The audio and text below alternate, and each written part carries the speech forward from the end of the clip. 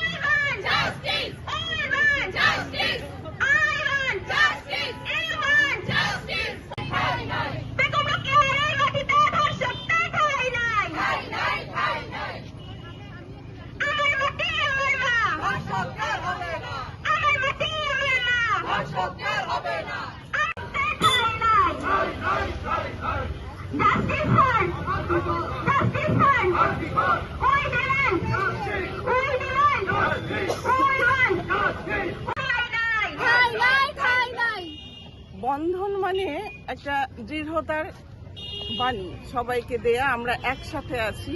কিসের জন্য আছি? জাস্টিসের জন্য আছি। কিসের জাস্টিস? একটি মেয়ে, একজন ডাক্তার, একজন তরুণী যার চোখে স্বপ্ন, হাতে কাজ, সেই মেয়েটা ডিউটিরত অবস্থায় একটা আমাদের রাজ্যের একটা প্রতিষ্ঠিত একটা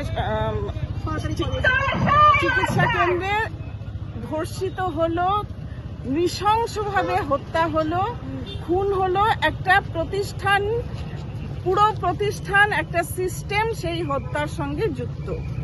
এবং আমরা আজকের জন্য অপেক্ষা করেছিলাম সুপ্রিম কোর্টে কিছু একটা আমরা আশার আলো দেখব। আমরা দেখলাম, আমরা হতাশ। আমরা পশ্চিমবঙ্গবাসী, প্রত্যেক সুস্থ চিন্তার মানুষ ভীষণভাবে হতাশ যে আমরা সুপ্রিম কোর্টের কাছ থেকে আজকে কিচ্ছু পেলাম না। যা পেলাম তা হচ্ছে আন্দোলনকে তুলে দিতে হবে, আন্দোলন বন্ধ করতে হবে, কাজে ফিরতে হবে। কাজ চলছে, জীবন চলছে, সবকিছু চলছে, আন্দোলনটাও চলবে। সেই বাণী দিতেই আজকের আমাদের মানববন্ধন। আজকে আমরা উপরি পাওনা হিসেবে পেয়েছি মুখ্যমন্ত্রীর সেই আমন্ত্রণ, নিমন্ত্রণ, আহ্বান, উৎসবে ফিরুন, পুজোয় ফিরুন। আমরা বলছি উৎসব না, বিসর্জন হয়ে গেছে। আমাদের প্রতিমার বিসর্জন হয়ে গেছে, আমাদের প্রতিমার নিরঞ্জন হয়ে গেছে। আমাদের প্রতিমা জলে ডোবার আগে ক্ষত বিক্ষত, ছিন্ন বিচ্ছিন্ন হয়েছে। আমরা সেই প্রতিমার বিসর্জনে আজকে দাঁড়িয়েছি। উৎসব নয়, আমরা বিসর্জনের শোক পালন করছি। সেই শোকে সমস্ত দিনহাটাবাসীকে আহ্বান করছি, আপনারা আসুন। আজকে একটা কর্মসূচি রেখেছে জুনিয়র ডাক্তাররা, তারা অনেক প্রত্যাশা নিয়ে ডেকেছে। আমরা সেই প্রত্যাশায় সাড়া দিয়ে এখানে এসছি।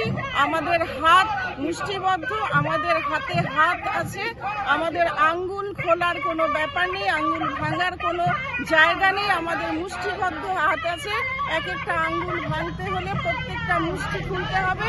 অত লোকবল, অত শক্তি বোধহয় তাদের নেই যারা এইসব হুঁশিয়ারি দিচ্ছেন।